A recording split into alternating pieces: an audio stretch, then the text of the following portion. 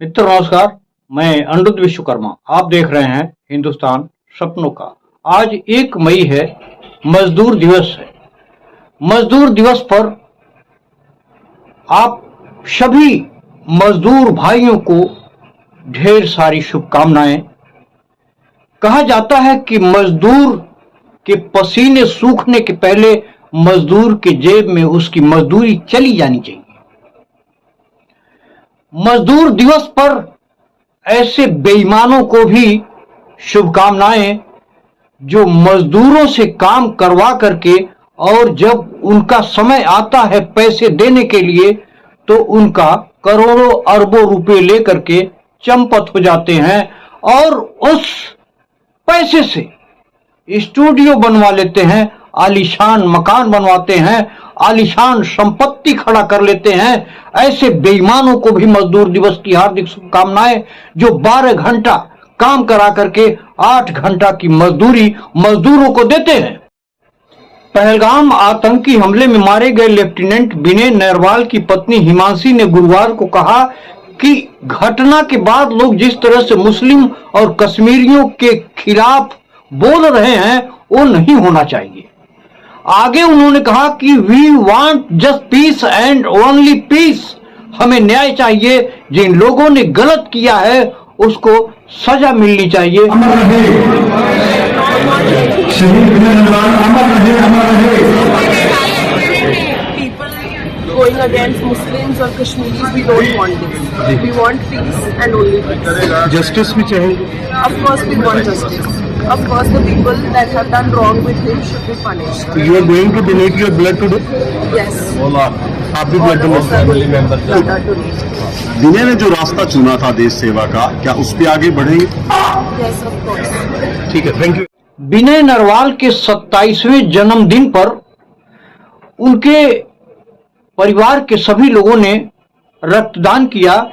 इस दौरान परिवार के सदस्यों के आंखों में आंसू देखे गए, उनकी पीड़ा देखी गई।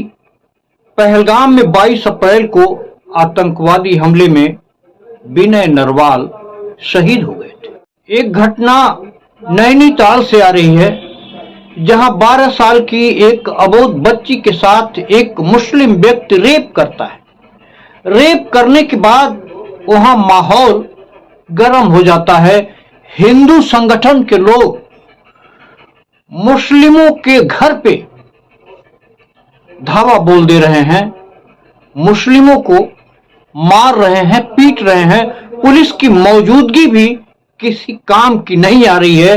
पुलिस की मौजूदगी में मुसलमानों को मारा जा रहा है, पीटा जा रहा है। दैनिक भास्कर के पत्रकार सचिन गुप्ता लिखते हैं कि नैनीताल में अराजकता का नंगा नाच देखिए।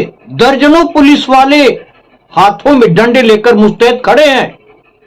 उन्हीं के सामने उपद्रवियों की भीड़ तोड़फोड़ कर रही है।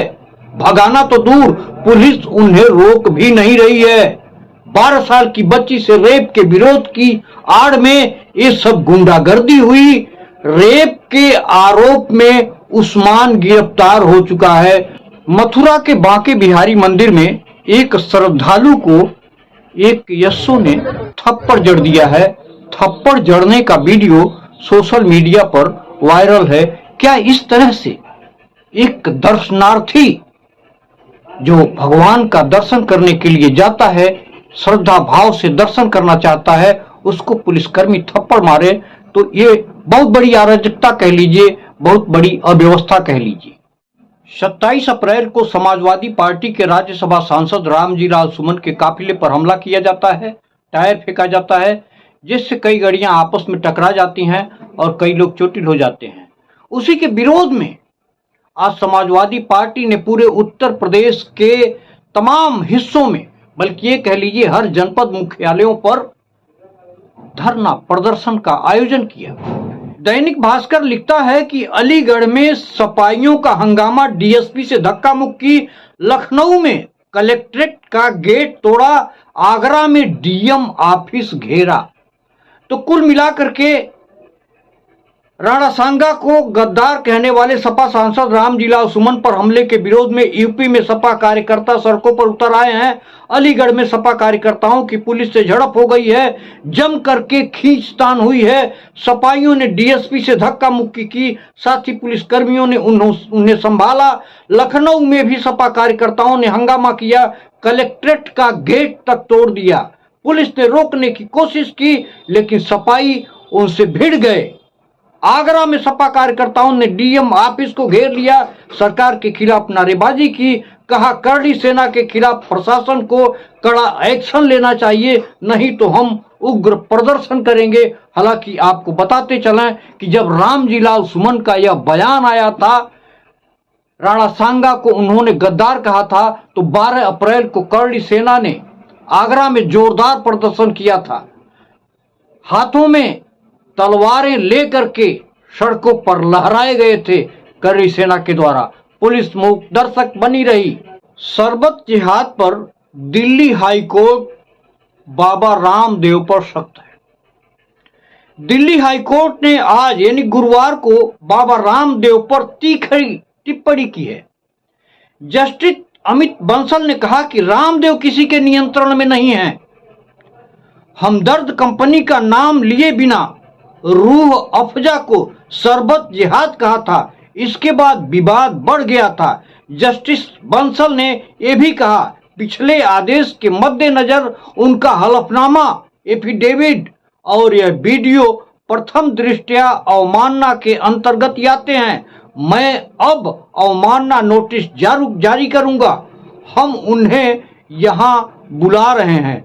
कोर्ट ने गुरुवार को यह बताया कि बाबा रामदेव ने नया वीडियो जारी किया, जिसमें हमदर्द के खिलाफ टिप्पणी की गई।